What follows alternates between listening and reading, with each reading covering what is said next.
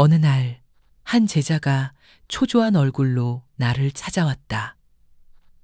그의 눈빛에는 불안과 조급함이 가득 차 있었고 마치 무엇인가를 빨리 해결해야 한다는 듯 안절부절 못하고 있었다. 나는 조용히 그가 말을 꺼내기를 기다렸다. 제자는 나를 향해 간절한 목소리로 말했다.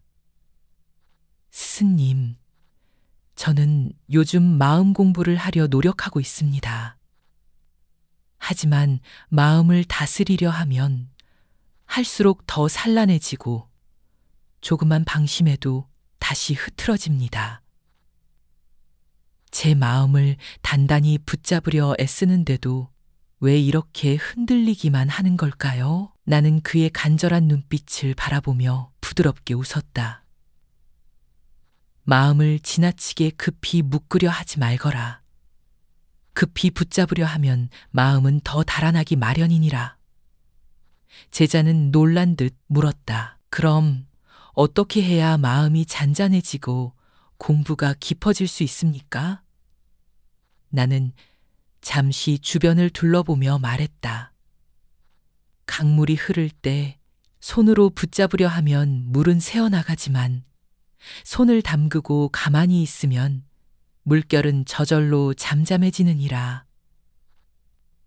마음 공부도 그러하니 억지로 마음을 잡으려 애쓰기보다 서서히 끊임없는 공부로 다가가야 한다. 그리고 이렇게 덧붙였다. 처음 공부할 때는 집심을 주로 하고 조금 익숙하면 관심을 주로 하며 더 익숙해지면 무심을 주로 하여라. 궁극에 가서는 능심에 이르러야 하느니라. 제자는 생소한 듯 고개를 갸웃거리며 물었다. 스승님, 집심과 관심, 무심, 능심이란 무엇이며 어떻게 실천해야 합니까? 나는 빙긋 웃으며 자세히 설명하기 시작했다. 이제부터 마음을 다스리는 4단계의 공부법을 소개하겠습니다. 첫째, 집심. 마음을 한 곳에 붙잡는 공부. 공부의 첫걸음은 집심입니다. 처음에는 마음이 산만하고 쉽게 흩어지기 마련이니 한 가지 대상에 마음을 붙잡아 집중하는 연습부터 해야 합니다. 매일 일정한 시간에 조용한 자리에 앉아 숨을 고르세요. 그리고 마음속으로 다음과 같이 외우며 집중해 보세요. 나는 지금 숨을 들이쉰다. 나는 지금 숨을 내쉰다. 숨결에만 집중하세요. 생각이 흩어져도 괜찮습니다. 다시 숨으로 돌아오면 됩니다. 처음에는 3분만 해도 좋습니다. 이렇게 꾸준히 하면 마음이 한 점으로 모이는 힘이 생깁니다. 제자는 이 설명을 듣고 고개를 끄덕였다. 처음부터 오래 하려 했는데 짧게라도 집중하는 것이 중요하군요. 나는 웃으며 답했다. 그렇다. 욕심내지 말고 천천히.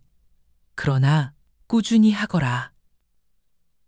둘째, 관심 마음을 바라보는 공부. 직심에 익숙해지면 이제 관심으로 넘어갑니다. 관심은 자신의 마음을 한 걸음 떨어져 바라보는 공부입니다. 숨을 가만히 바라보다가 떠오르는 생각과 감정을 마치 구름이 흘러가듯 바라보세요. 생각이 올라오면 이렇게 말합니다. 아, 지금 내 안에 화가 올라오고 있구나. 지금 내 마음이 서운함을 느끼고 있네. 판단하지 말고 있는 그대로 바라보세요. 마음은 바라보면 잦아들고 거슬러 오르면 더 요동칩니다. 제자는 놀란 듯 말했다. 스승님, 저는 늘 생각을 없애려 했습니다. 그런데 그냥 바라보는 것이 더 좋은 것입니까? 나는 고개를 끄덕였다. 마음은 억지로 없앨 수 없다. 그러나 바라보면 마음이 스스로 고요해진다. 마치 시끄러운 아이도 지켜보기만 하면 스스로 조용해지는 것과 같다. 셋째, 무힘. 마음이 끊어진 듯 고요한 공부 관심에 익숙해지면 어느 순간 무심에 이르게 됩니다. 무심은 생각과 감정이 사라진 맑고 고요한 상태입니다.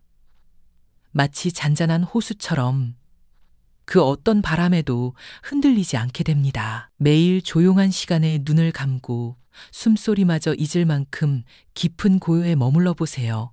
떠오르는 생각조차 점점 사라지며 오직 있는 그대로의 상태가 됩니다. 제자는 감탄하며 물었다. 스승님, 그러면 무심에 도달하면 마음의 괴로움도 모두 사라집니까? 나는 미소 지었다. 괴로움은 마음에서 일어난다. 마음이 잦아들면 괴로움도 사라진다. 그러나 이 무심을 일부러 이루려 하면 다시 마음이 일어난다. 자연스럽게 억지 없이 다가가야 한다. 넷째, 능심. 마음을 자유롭게 쓰는 공부 궁극에는 능심에 이릅니다. 능심은 마음을 자유자재로 쓰되 마음에 얽매이지 않는 상태입니다. 기쁠 때는 기쁨을 온전히 느끼되 거기에 집착하지 않습니다. 슬플 때도 그 감정을 인정하되 휘둘리지 않습니다. 일상 속 어떤 상황에서도 마음의 중심을 잃지 않습니다. 제자가 물었다. 스승님, 능심에 이르면 어떤 경지가 되는 것입니까? 나는 말했다. 능심에 이르면 너는 세상 모든 일을 있는 그대로 받아들이되 그것에 얽매이지 않는다. 좋은 일이 와도 휘둘리지 않고 나쁜 일이 닥쳐도 쉽게 무너지지 않는다. 그때 비로소 참된 자유와 평온을 얻게 되느니라. 마음 공부는 빠르게 이루어지지 않습니다. 천천히, 그러나 멈추지 않는 것, 그것이 가장 중요합니다. 하루에 한 번 마음을 바라보고 매일 작은 실천을 반복하세요. 그 길 끝에서 당신은 더 평온한 마음과 환한 삶의 길을 만나게 될 것입니다.